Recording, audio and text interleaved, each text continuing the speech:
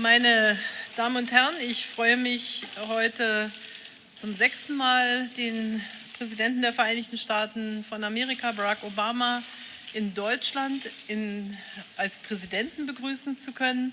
Wenn wir uns noch einmal rückerinnern, nach dem Besuch hier als Kandidat für die Präsidentschaft in Berlin haben wir uns beim NATO-Gipfel in Baden-Baden, bei dem Besuch in Dresden und Buchenwald, bei der Rede am Brandenburger Tor, in Elmau beim G7-Gipfel, in diesem Frühjahr auf der Hannover Messe getroffen und heute hier im Kanzleramt. Ich will zu Beginn sagen, 8 Jahre neigen sich dem Ende und es ist der letzte Besuch von Barack Obama hier in Deutschland. Ich freue mich, dass er Deutschland als Station ausgesucht hat und darf mich für eine enge, vertrauensvolle, freundschaftliche Zusammenarbeit bedanken. Eine sehr verlässliche Zusammenarbeit auch in Stunden, als wir schwierige Situationen zu meistern hatten. Und deshalb will ich das heute hier noch einmal würdigen, was wir auch gemeinsam besprechen, entscheiden und voranbringen konnten. Die schwierigen Stunden waren verbunden mit den Fragen auch der Zusammenarbeit unserer Nachrichtendienste und ich bin sehr dankbar, dass Barack Obama als Präsident den Schutz der Privatsphäre auch auf die Agenda gesetzt hat. Und heute sehen wir angesichts der weltweiten Bedrohung durch den islamistischen Terror, the threat of Islamist terrorism all over the world, through the threat of IS, we recognize how important the cooperation with intelligence services and here first and foremost also with the services of the United States is. We need this cooperation. Let me say this from a German perspective very clearly and unequivocally. Our bilateral relations are very good and very close. In the areas of business, of the economy, the United States of America last year were our most important trading partners, both for Germany and the European Union. The European Union and the United States of America are the big, important economic areas for us, which is why I've always come up strongly in favor of concluding a trade agreement with the United States of America.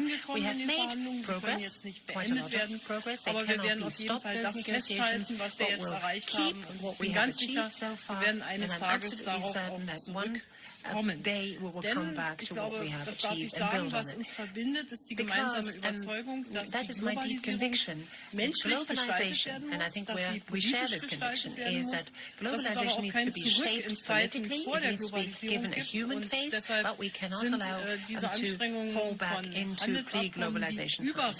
So this conclusion of trade agreements that go beyond the scope of mere trade tariff customs agreements are most important, and I'm very pleased that we were able to bring this to fruition between Canada and the EU. We've made great progress, particularly if we look at one of the great global issues, namely climate protection. Without the engagement of the current administration under the leadership of Barack Obama, this Paris Agreement would never have come about. There has been a change in the attitude in the United States towards that agreement, but there is also a better cooperation with China. So last year we were able to conclude a Paris climate agreement which will lead the way for the rest of the world, which is groundbreaking. And together with the Sustainable Development Goals of the Agenda 2030 for the whole world, this is indeed a sea change, I think, that we see here. And step by step it will be implemented. There's another point that I wanted to mention here, particularly the engagement and commitment to Africa. For us Europeans, Africa as a neighboring continent is of prime importance. The development of African countries is in our very own vested interest. We as Germans, but also we as members of the European Union will have to deal with this. It will be at the very top of our agenda. There are a lot of areas where we cooperate, fight against ISIL, for example. Germany was able to contribute to a certain extent in certain areas, will continue to do so, for example, in supporting the Peshmerga, in air policing. But we also have to acknowledge that the United States of America bear most of the burden, they bear the brunt of this responsibility. So I take your demands very seriously, Barack, that the European Union as a whole, but also Germany, Zukunft schrittweise sich mehr werden engagieren müssen. Auf Dauer wird die Imbalance auch dessen, was für Verteidigung ausgegeben wird, nicht Bestand haben. Und Deutschland hat diese Botschaft durchaus auch verstanden und begonnen zu reagieren. Wir haben sehr eng zusammengearbeitet und tun das in Afghanistan. Und ich bin sehr froh, dass wir dieses militärische Engagement zusammen mit dem politischen Bemühungen, eine politische Lösung in Afghanistan zu finden, auch fortsetzen konnten. Und wir haben sehr, sehr eng zusammengearbeitet im Zusammenhang mit der Annexion der Krim und dem Eindringen Russlands in die Ukraine und dem Versuch, hier eine diplomatische Lösung zu finden. Sowohl das Normandie-Format, aber auch die Kooperation mit den Vereinigten Staaten von Amerika sind ganz eng miteinander abgestimmt, verflochten, und das werden wir auch bis zum Ende der jetzigen Administration intensiv fortsetzen und dann hoffentlich auch weiterführen können. Heute haben wir das noch nicht ganz das Ende, aber fast das Ende einer 8-jährigen intensiven Kooperation, die gekennzeichnet war davon, dass aus deutscher Sicht die deutsch-amerikanischen und die europäisch-amerikanischen Beziehungen ein Grundpfeiler unserer Außenpolitik sind, die einerseits interessengeleitet ist, aber andererseits auch Werte gebunden. Und hier haben wir eine gemeinsame Plattform, wo wir Demokratie, Freiheit und Eintreten für Menschenrechte weltweit und ein Einsatz für die offene und liberale Weltordnung. Natürlich werde ich auch alles daran setzen, mit dem neu gewählten Präsidenten dann gut zusammenzuarbeiten. Aber heute möchte ich Danke sagen. Danke für eine gute, freundschaftliche intensive Zusammenarbeit. Thank you very much for this very close, very Thank you so much. It is wonderful to be back in Berlin. This is my 6th visit to Germany. It will not be my last. I have somehow continued to miss Oktoberfest, so that's probably something that is better for me to do as a former president rather than as president. I'll have more fun. It's also wonderful to be back with my great friend and ally, Chancellor Merkel. As I reflect back over the last 8 years, I could not ask for a steadier or more reliable partner on the world stage, often through some very challenging times. So I want to thank you for your friendship, for your leadership, and your commitment to our alliance. And I want to thank the German people for the incredible partnership that our countries have been able to establish all these years. You know, last week marked the 27th anniversary of the fall of the Berlin Wall. The United States was proud to stand with the people of Germany as this nation and this continent reunited and rebuilt and reached for a better future. And it's a reminder that the commitment of the United States to Europe is enduring, and it's rooted in the values we share, values that Angela just mentioned. Our commitment to democracy, our commitment to rule of law, our commitment to the dignity of all people in our own countries and around the world. Our alliance with our NATO partners has been a cornerstone of U.S. foreign policy for nearly 70 years, in good times and in bad, and through presidents of both parties, because the United States has a fundamental interest in Europe's stability and security. The commitment that Angela and I share to this guiding principle has formed the basis for our conversations this afternoon. We discuss our efforts to keep our countries competitive and to create jobs and opportunity on both sides of the Atlantic.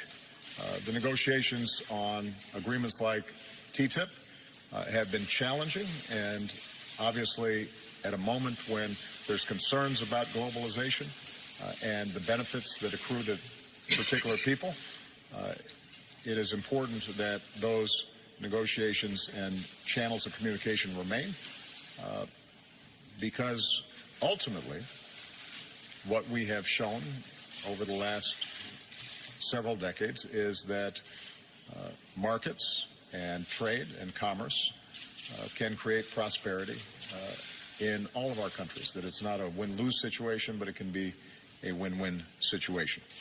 And at a time when the European project is facing challenges, it's especially important to show the benefits of economic integration by continuing to invest in our people and working to reduce inequality, both within and across our countries. I reiterated our hope that negotiations over the United Kingdom's exit from the EU will be conducted in a smooth and orderly and transparent fashion and preserve as closely as possible the economic and political and security relationships between the UK and EU. And I continue to believe what I said in Hanover, that the EU remains one of the world's great political and economic achievements, and that those achievements should not be taken for granted, that they need to be nurtured and cultivated and protected and fought for, because the achievements that we've seen on this continent, in contrast to a divided Europe of the previous century, are ones that remind us of how important it is that we work together and that we are willing to uphold principles that have resulted in unprecedented prosperity and security throughout Europe and around the world. With the threat of climate change only becoming more urgent, Angela and I focused on the need for American and EU leadership to advance global cooperation. Both of our nations were proud to join the Paris Climate Agreement, which the world should work to implement quickly. Continued global leadership on climate, in addition to increasing private investment in clean energy, is going to be critical to meeting this growing threat. Of course, we discussed our commitment to meeting shared security challenges, from countering cyber threats to ensuring that Iran continues to live up to the terms of the Iran nuclear deal. I commended Angela for her leadership, along with President Hollande, in working to resolve the conflict in Ukraine. We continued to stand with the people of Ukraine and for the basic principle that nations have a right to determine their own destiny, and we discussed the importance of maintaining sanctions until Russia fully complies with the Minsk agreement.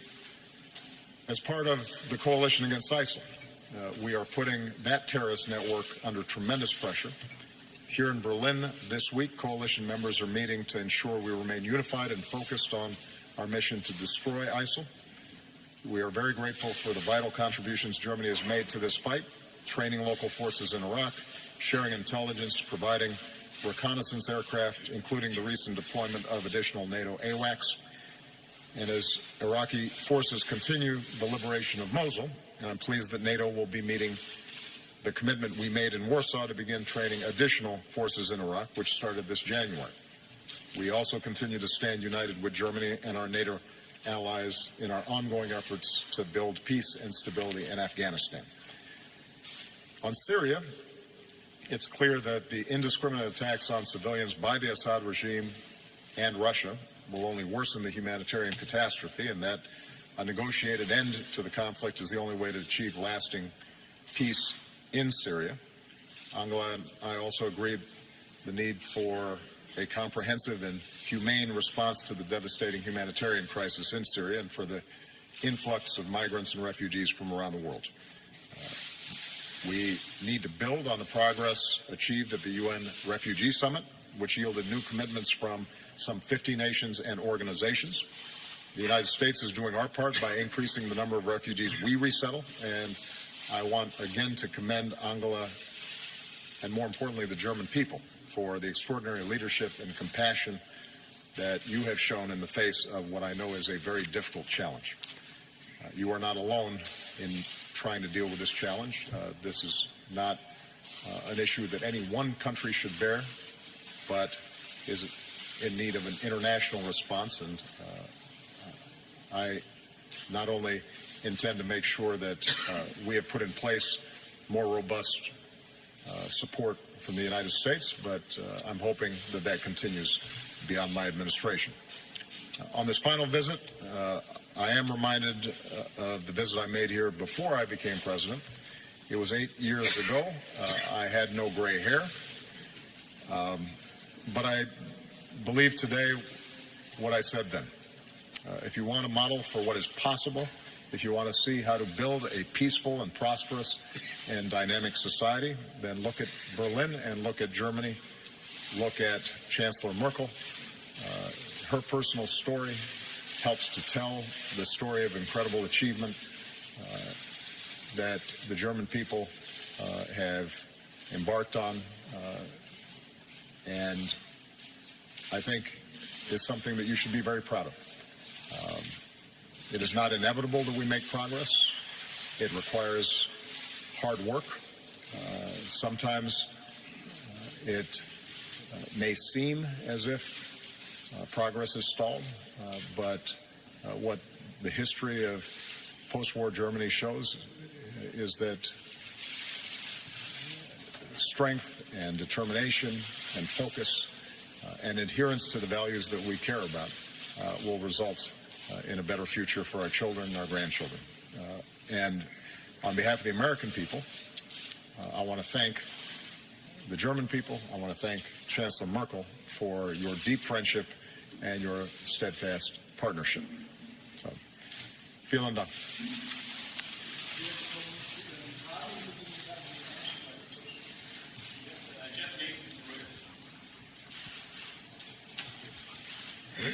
Thank you very much. Mr. President, you and the President-elect have very different views on Russia. After your meeting with him last week, can you assure Chancellor Merkel that a Trump administration would also support strong sanctions against Moscow? Similarly, what have you told President Putin about Russia's influence on the U.S. election, and how would you advise European countries to deal with the same threat? And lastly, if I may, would you like to see your friend Chancellor Merkel run for re-election next year? Frau Merkel, eine Frage auf Deutsch. Pulling out your German, showing off. Hat der US-Präsident Sie begrüßt, was die Politik seines Nachfolgers zu Themen wie Russland, Iran und Klimawandel angeht? Machen Sie sich Sorgen, dass die gemeinsame US-europäische Position gegen Russland zusammenbricht? Und nach der Wahl von Trump, es gibt Befürchtungen, dass Sie als Zeichen der Stabilität erklären, dass Sie erneut antreten sollen. Was sagen Sie dazu? Wouldn't you actually have to declare that you are going to be a candidate again? Well, I try to make it a rule not to meddle in other people's politics. All I can say is that Chancellor Merkel has been an outstanding partner. And,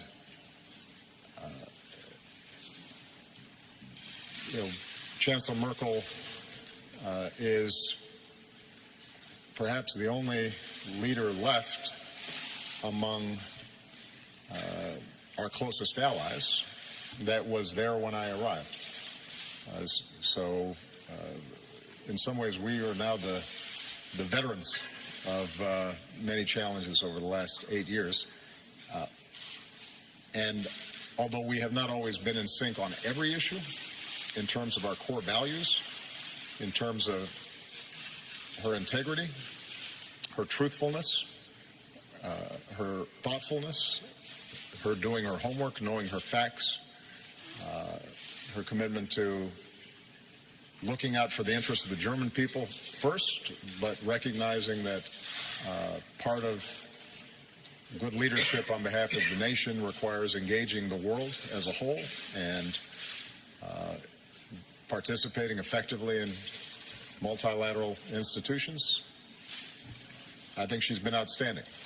So it's up to her whether she wants to stand again, and then ultimately it'll be up to the German people to decide what the future holds. If I were here and I were German and I had a vote, I might support her. But I don't know whether that hurts or helps. With respect to Russia, my principal approach to Russia has been constant since I first came into office. Russia is an important country. It is a military superpower. It has influence in the region, and it has influence around the world.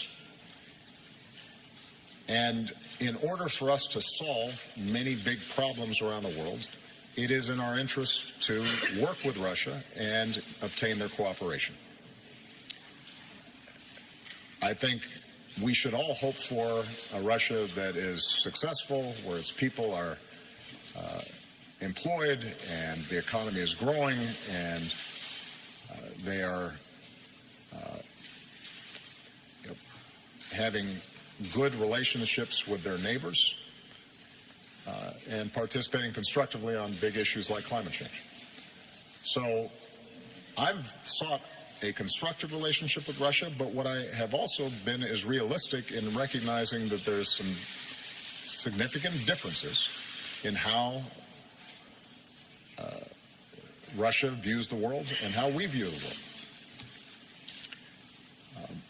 The values that we talked about, the values of democracy and free speech and international norms and rule of law, respecting the ability of other countries to determine their own destiny and preserve their sovereignty and territorial integrity. Those things are not something that we can set aside. And so on issues like Ukraine, on issues like Syria, we've had very significant differences. And my hope is that the president-elect coming in takes a similarly constructive approach, finding areas where we can cooperate with Russia, where our values and interests align, but that the president-elect also is willing to stand up to Russia where they are deviating from our values and international norms. I don't expect that the president-elect will follow exactly our blueprint or our approach, but my hope is that he does not simply take a realpolitik approach and suggest that, if we just cut some deals with Russia, even if it hurts people or even if it violates international norms or even if it leaves smaller countries vulnerable or creates long-term problems in regions like Syria, that we just do whatever is convenient at the time. And that will be something that I think we'll learn more about as the president-elect puts his team together. I am encouraged by the president-elect's insistence that NATO is a commitment that does not change, and his full commitment to NATO as the foundation for our international security, I think, is very important. And finally, in terms of my conversations with President Putin, these are conversations that took place before the election. As I indicated, there has been very clear proof that they have engaged in cyber attacks. This isn't new. It's not unique to Russia. There are a number of states where we've seen low-level cyber attacks and industrial espionage and other behavior that we think should be out of bounds.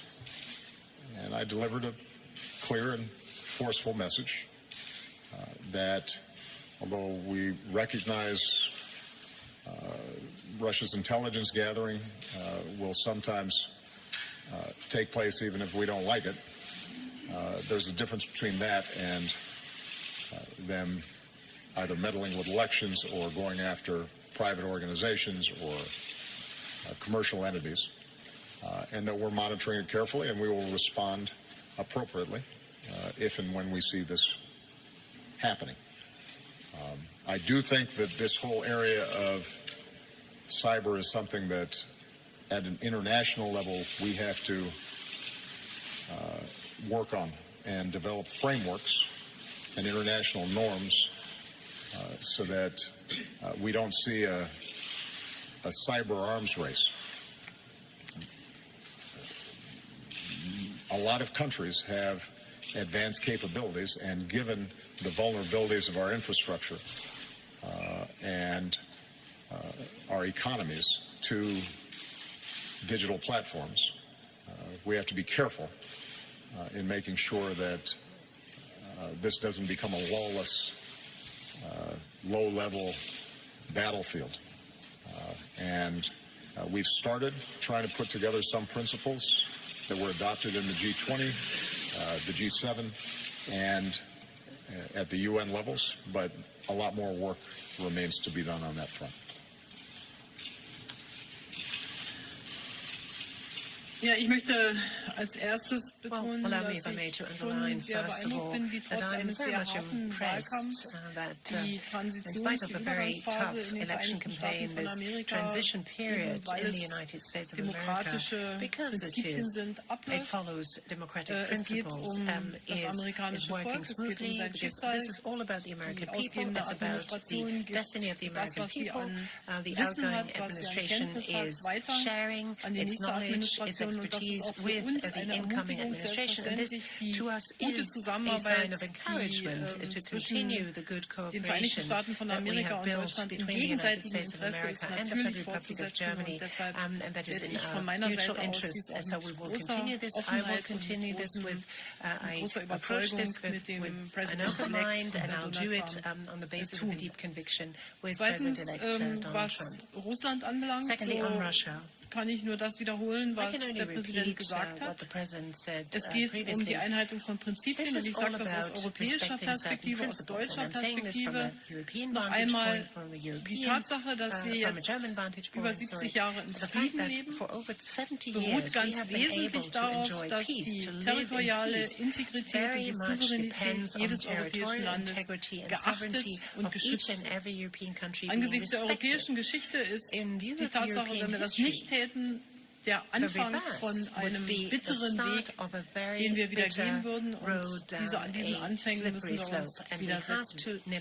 Aber wir setzen bei der Lösung solcher Konflikte eben auf politische Bemühungen, und deshalb der Normandie-Prozess in enger Abstimmung mit den Vereinigten Staaten von Amerika. Gerade aus deutscher, aus europäischer Perspektive kann ich nur sagen, Russland ist unser Nachbar, wenn man an Polen denkt, wenn man aus der Perspektive der Europäischen Union sieht. Und natürlich haben wir ein Interesse daran, dass die Beziehungen gute sind. Wir haben auch viele historische Verbindungen, selbstverständlich. Aber das kann uns nicht davon abhalten, dort, wo es tiefgreifende unterschiedliche Bewertungen gibt, diese auch zur Sprache zu bringen. Aber wie gesagt, noch einmal mit den Mitteln der politischen Lösungen, und darauf werde ich auch weiter meine Kraft setzen. Und die Frage, ob ich auch bei der nächsten Bundestagswahl wieder antrete, whether I will put up a candidacy, I will do this at the appropriate time, and this is not today.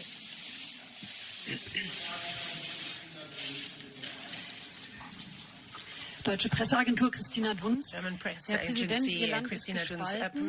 Waren Sie als erster schwarzer Präsident, der so vieles so anders gemacht hat und so große Hoffnungen in der Welt geweckt hat, für viele Amerikaner eine Überforderung? Und inwiefern befürchten Sie, dass Ihr Nachfolger jetzt eine militärische Bedrohung für die Welt werden könnte, weil er ja auch Zugriff auf Atomwaffen hat, die unter anderem in Deutschland lagern? Und Frau Bundeskanzlerin, nach der Wahl von Donald Trump werden Sie Deutschland eigenständiger machen wollen, mehr lösen von Amerika? Und wie wollen Sie verhindern, dass diese Populismuswelle aus Europa und Amerika mit voller Wucht nach Deutschland schlägt? Und eine persönliche Frage an Sie, an Ihr Gefühl. Herr Präsident Obama hat Sie als eine so herausragende Politikerin dargestellt, und Sie sind eher immer etwas nüchtern in der Beschreibung Ihres Partners. Wie schwer fällt Ihnen der Abschied heute? How difficult is it for you to take leave today of your partner?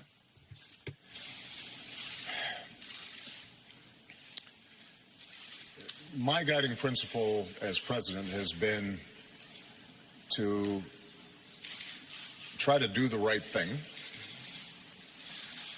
even when it's not politically convenient, to look at long-term trends in our economy, in our society, in the international sphere, and using my best judgment, shape policies that will serve the American people, keep them safe, keep our economy growing, put people back to work, and best ensure peace, cooperation, and stability around the world. And based on current surveys of public opinion in the United States, it turns out that the majority of Americans think I've done a pretty good job. That we haven't, in fact, gone too fast, as you describe it. But what is certainly true is that the American people, just like the German people, just like the British and people around the world, are seeing extraordinarily rapid change. The world is shrinking, economies have become much more integrated, and demographics are shifting. Because of the internet and communications, the clash of cultures is much more direct. People feel, I think, less certain about their identity, less certain about economic security. They're looking for some means of control. And what that means is that the politics in all of our countries is going to require us to manage technology and global integration and all these demographic shifts in a way that makes people feel more control, that gives them more confidence in their future, but does not resort to simplistic answers or divisions of race or tribe or a crude nationalism, which I think can be contrasted to the pride and patriotism that we all feel about our respective countries. I think that our politics everywhere are going to be going through this bumpy phase. But as long as we stay true to our democratic principles, as long as elections have integrity, as long as we respect freedom of speech, freedom of religion, as long as there are checks and balances in our governments so that the people have the ability to not just make judgments about how well government is serving them, but also change governments if they're not serving them well, then I have confidence that over the long term, progress will continue. And I think it's especially important for those of us who believe in a world where we're interdependent, that believes in mutual interests and mutual respect between nations. It's particularly important that we reach out to everybody in our countries, those who feel disaffected, those who feel left behind by globalization, and address their concerns in constructive ways as opposed to more destructive ways. And I think that can be done. But it's hard. It requires creativity. It requires effective communications. Part of what's changed in politics is social media and how people are receiving information. It's easier to make negative attacks and simplistic slogans than it is to communicate complex policies. But we'll figure it out. So ultimately, I remain optimistic about not just America's futures, but the direction that the world is going in. And part of what makes me most optimistic is if you look at the attitudes of young people. Across the board, young people are much more comfortable with respecting differences. They are much more comfortable with diversity. They are much less likely to express attitudes that divide us between us and them. They see themselves as part of a global economy that they can navigate successfully, and are showing enormous creativity and entrepreneurship and working with each other across borders. So that's where the future is, but we have to create that bridge to the future, and that means making sure we're paying attention to the wages of workers in countries, and making sure that we're investing in their education and their skills, that we are growing the economy in smart ways and rebuilding our infrastructure and investing in science and development, and that we stay true to those values that helped get us here. And if we do that, I think we're going to be fine.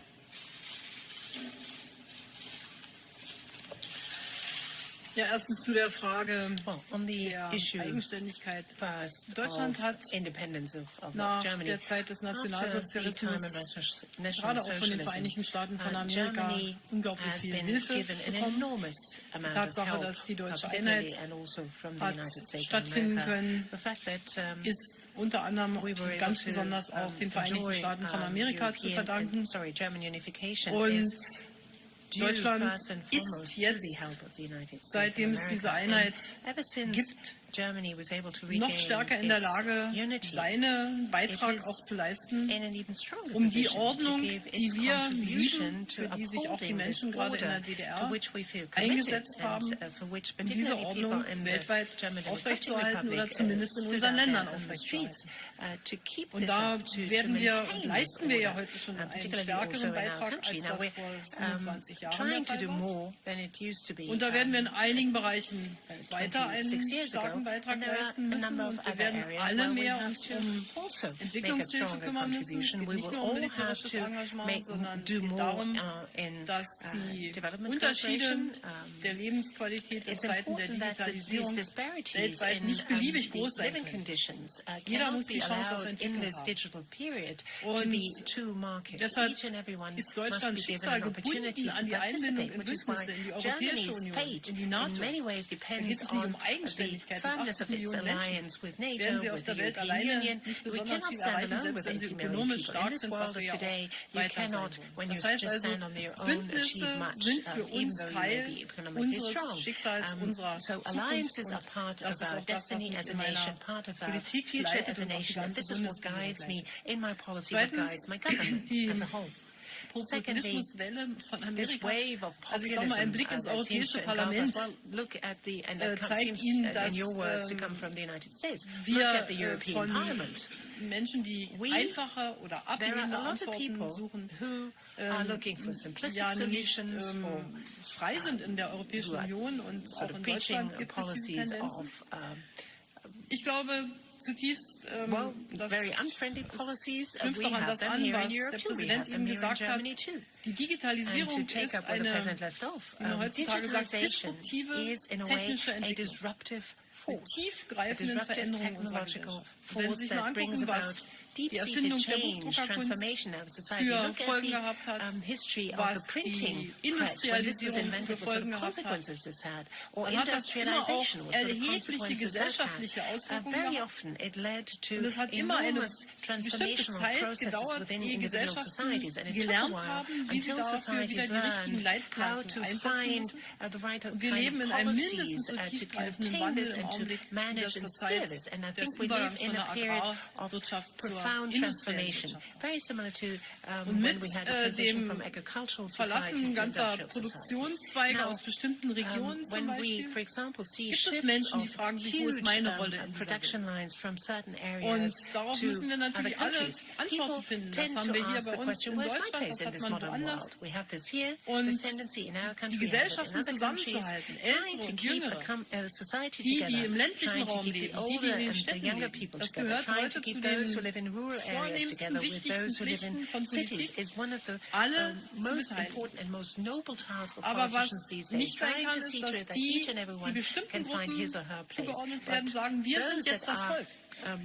Und der Rest ist nicht das Volk. Dazu bin ich damals in der DDR nicht froh gewesen, dass das Volk dann was zu sagen hatte, nachdem es das viele Jahrzehnte nicht hatte. Und deshalb glaube ich, brauchen wir natürlich immer wieder auf neue Gegebenheiten, neue Antworten, aber die Prinzipien haben Bestand. Und wir werden Geduld brauchen, wir werden neue Formen der Ansprache brauchen, aber ich bin auch optimistisch, dass wir das lösen. Und jetzt fällt mir der Abschied schwer. Klar, wenn man mit jemandem gut zusammengearbeitet hat, dann fällt der Abschied auch schwer. Aber wir sind auch alle Politiker und Demokratie lebt vom Wechsel. Und insofern ist das in den Vereinigten Staaten nun in der Verfassung sehr hart vorgegeben. 8 Jahre und dann kommt der neue Präsident. Und insofern ist die Aufgabe, wenn es im deutschen Interesse ist, gute transatlantische Beziehungen zu haben, einfach auch nach vorne zu gucken. Und wenn wir uns persönlich begegnen wollen, schließt das ja der freie Reiseverkehr, den wir Gott sei Dank in allen Teilen Deutschlands haben, nicht aus. Und insofern sind wir ja nicht aus der Welt, wie man sagen will. Completely out of this world, as we would say. Next question from Margaret Brennan. Thank you very much, Mr. President. You've spoken a great deal about what you've characterized as kind of a crude form of nationalism, perhaps on the rise. I'm wondering if you would advise some of those protesters at home to stop demonstrating against some of the charged rhetoric that has been used by Donald Trump. And I'm wondering as well if you've advised your successor to be extra mindful of what you see as some very worrisome trends, particularly when it comes to making his own potentially powerful staff picks. Lastly, sir, in these final weeks of your presidency, do you believe you have any leverage to stop Bashar al-Assad and Vladimir Putin from continuing to bomb Aleppo? Chancellor Merkel, I'd like to ask you, Bashar al-Assad has described Donald Trump as a natural ally. Your own foreign minister has described Donald Trump as a preacher of hate. I'm wondering, would you tell Americans that they now have a perception problem?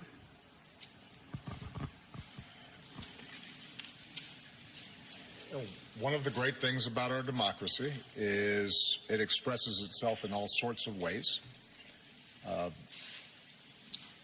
And that includes people protesting. I've been the subject of protests during the course of my 8 years, and I suspect that there's not a president in our history that at some point hasn't been subject to these protests. So I would not advise people who feel strongly or are concerned about some of the issues that have been raised during the course of the campaign. I wouldn't advise them to be silent. What I would advise, what I advised before the election and what I will continue to advise after the election, is that elections matter, voting matters, organizing matters, being informed on the issues matter. And what I consistently say to young people, I say it in the United States, but I'll say it here in Germany and across Europe. Do not take for granted our systems of government and our way of life. I think there is a tendency, because we have lived in an era that has been largely stable and peaceful, at least in advanced countries, where living standards have generally gone up, there is a tendency, I think, to assume that that's always the case. And it's not.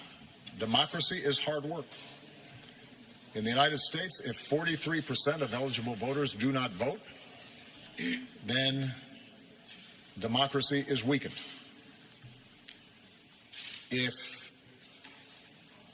we are not serious about facts and what's true and what's not. And particularly in an age of social media where so many people are getting their information in sound bites and snippets off their phones.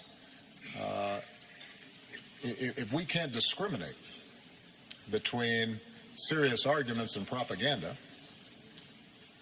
then we have problems. If people, whether they are conservative or liberal, left or right, are unwilling to compromise and engage in the democratic process and are taking absolutist views and demonizing opponents, then democracy will break down.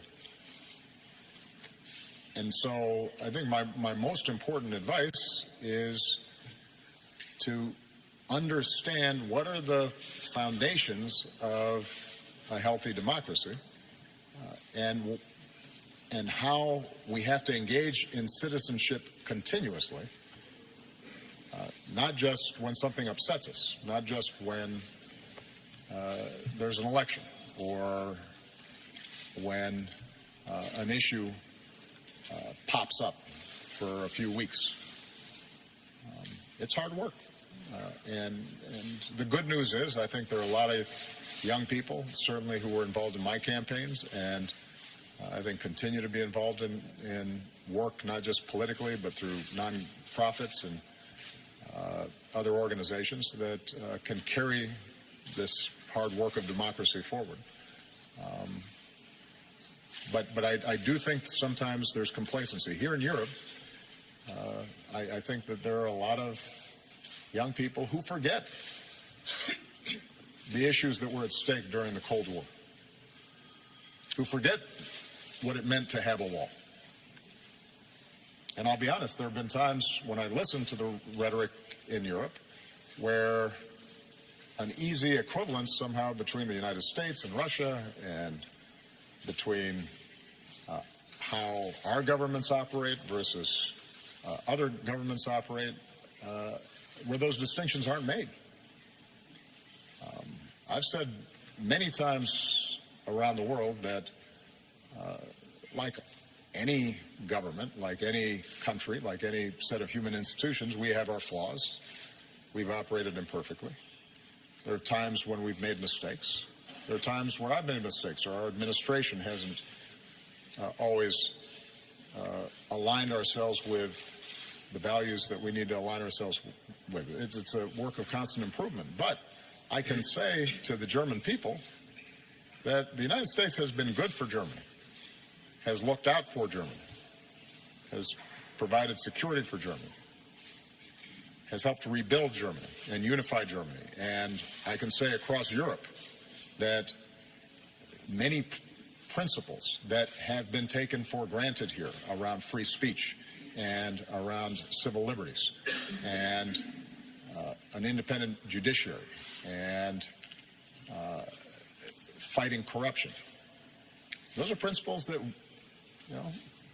not perfectly, but generally, we have tried to apply not just in our own country, but also with respect to our foreign policy. And that should be remembered, because in an age where there's so much active misinformation, and it's packaged very well, and it looks the same when you see it on a Facebook page or you turn on your television, where some zealousness on the part of a U.S. official is equated with constant and severe repression elsewhere. If everything seems to be the same and no distinctions are made, then we won't know what to protect. We won't know what to fight for.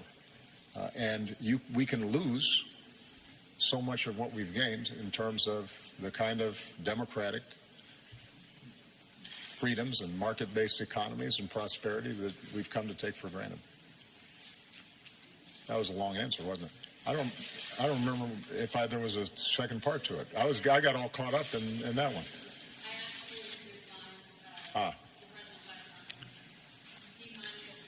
Yes, I did.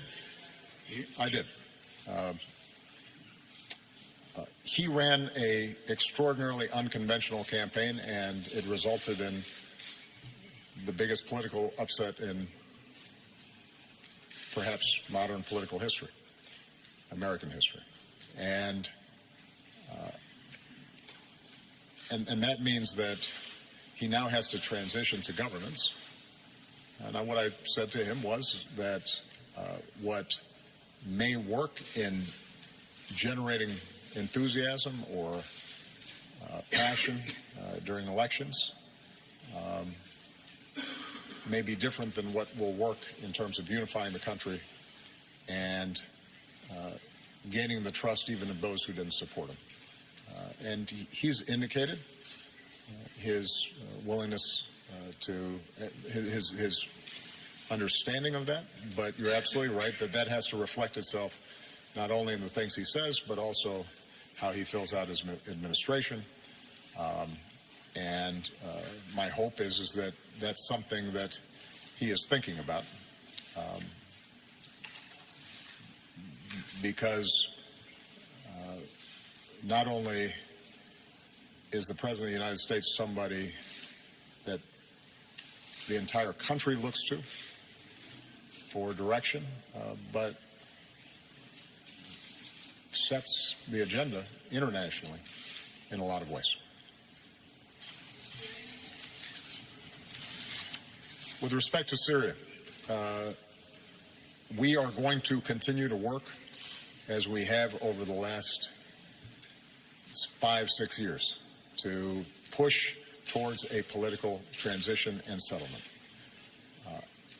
It would be naive of me to suggest that with Russia committed militarily as it is to supporting what in many cases are barbarous tactics by the Assad regime to crush the opposition, the sort of indiscriminate bombing that we've been seeing, not just in Aleppo, but in many parts of the country over the last several years, it would be naive of me to suggest that there's going to be a sudden 180-degree turn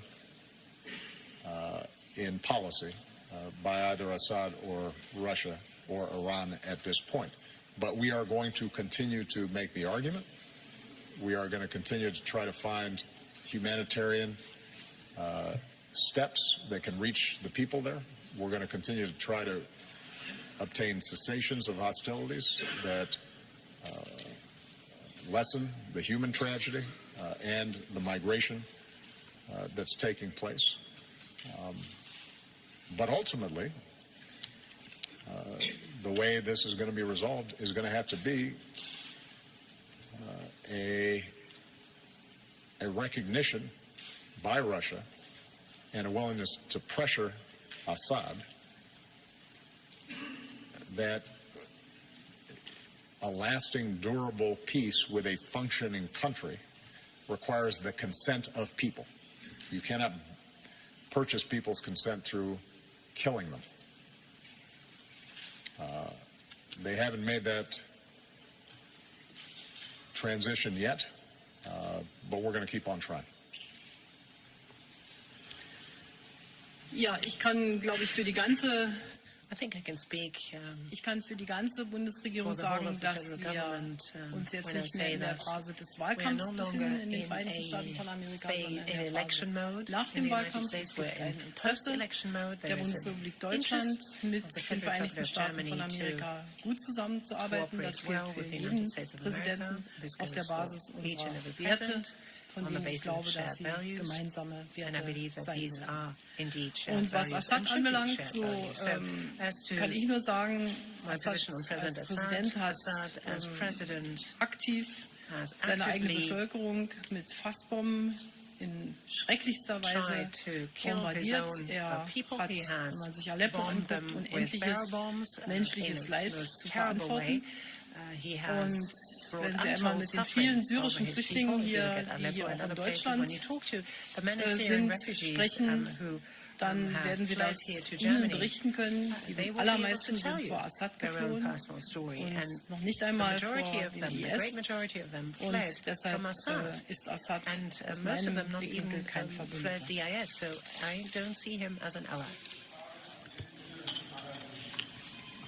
Vielen Dank. Herr Präsident, Sie haben Ihre Hoffnung eher in den großen historischen Linien beschrieben. Erlauben Sie es doch, versuchen das nochmal auf die nächsten Monate und Jahre runterzubrechen. Die Ernennung von Stephen Bannon zum Chefberater, das Treffen mit Farage, der Rückzug prominenter Republikaner aus dem Transition Team. Was konkret lässt Sie hoffen, dass der Präsident-elect doch noch ein berechenbarer, ein verlässlicher Präsident und Partner Europas und der Welt werden wird? Die Bundeskanzlerin, wenn Sie lesen, dass sie als die letzte Führerin der freien Welt beschrieben werden, wenn Sie die Laudatio des Präsidenten hier hören, ist das nicht mit Erwartungen verbunden, die letztlich nur zu Überforderungen führen können, zu Enttäuschung führen können, weil weder Sie noch Deutschland das einlösen können, was da offensichtlich projiziert wird an Erwartungen. Because too much is demanded, too much is expected from you, too great are the expectations, you can't meet them?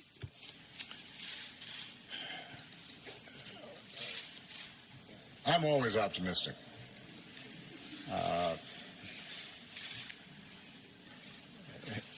There are times where I was in the Oval Office and people would come to me with all kinds of political problems and policy problems and international problems, and my team would be getting discouraged and depressed, and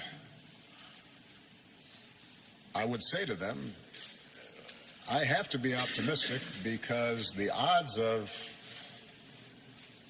somebody named Barack Obama being president of the United States were very low. And the fact that in my lifetime I have seen such enormous positive change in the United States and around the world tells me that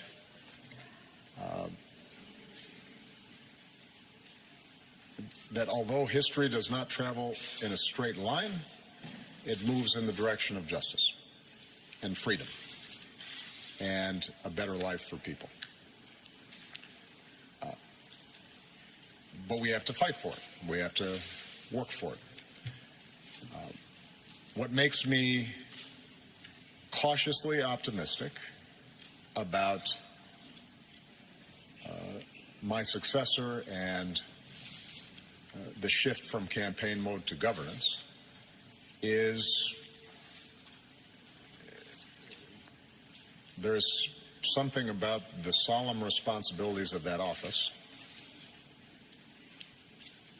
the extraordinary demands that are placed on the United States,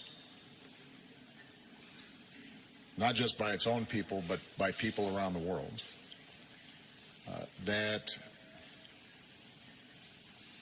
forces you to focus, that demands seriousness. And if you're not serious about the job,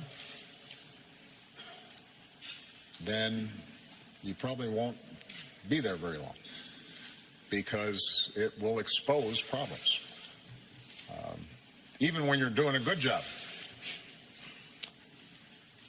even when you are attentive, there's so many things that come across your desk that people are going to question you, and you're going to have opponents and you're going to have critics. And you figure that out pretty fast when you're sitting there. And I think the president-elect is going to see fairly quickly that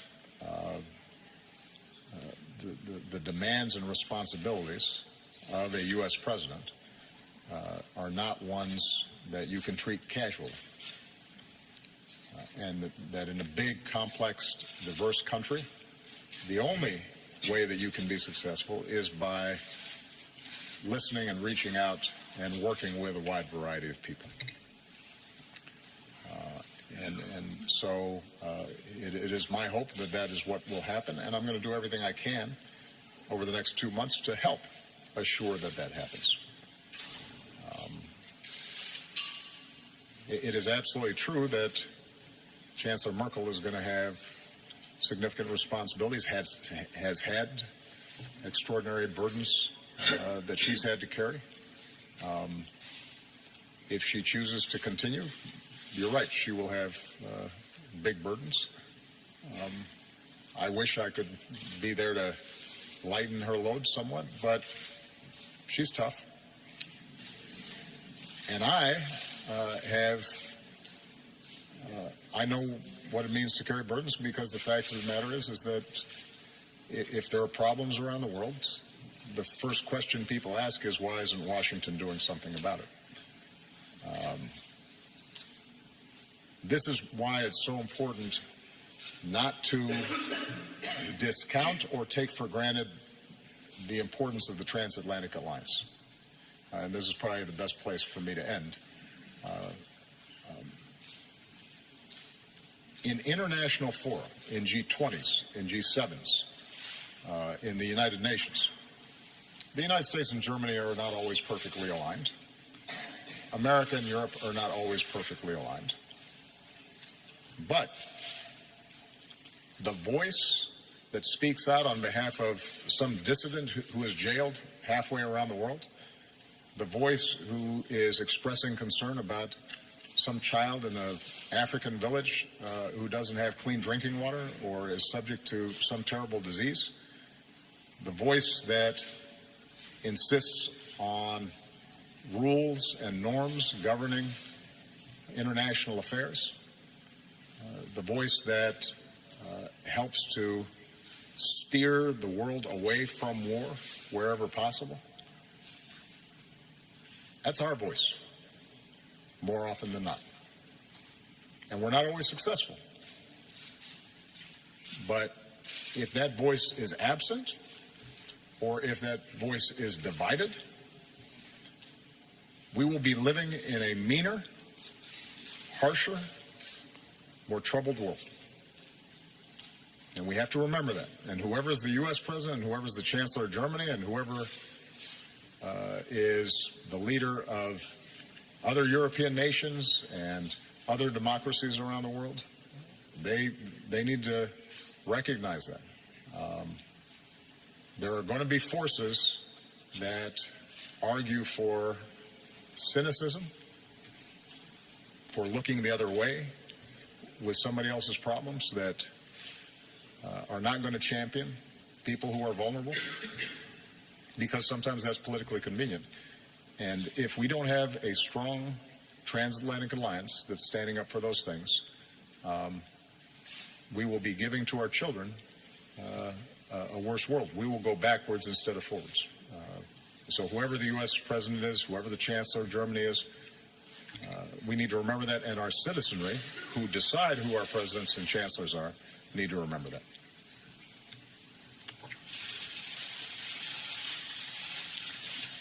Ja, erstens, ich meine, es ist ja durchaus schön, wenn nach 8 Jahren Zusammenarbeit der Präsident der Vereinigten Staaten von Amerika sagt, dass wir freundschaftlich zusammengearbeitet haben, dass wir gut zusammengearbeitet haben.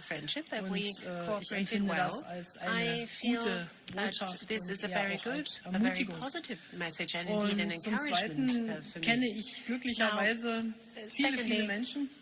Es gibt noch mehr, als die ich kenne, und darunter auch viele Politiker, die sich für die gleichen Werte der Demokratie, der liberalen Gesellschaft, der offenen Gesellschaft, der Achtung der Würde des Menschen einsetzen. Und ich glaube deshalb, dass das ein sehr gemeinsamer Kampf dafür ist, dass dort, wo wir diese Werte haben, wir sie bewahren, und da, wo es sie noch nicht gibt, uns dafür einsetzen, dass Menschen von diesen Werten und mit diesen Werten auch besser leben können. Und das ist alle Mühe wert. Aber es gibt glücklicherweise noch sehr, sehr viele, die sich dem gleichen Ziel verschrieben haben. Herzlichen Dank.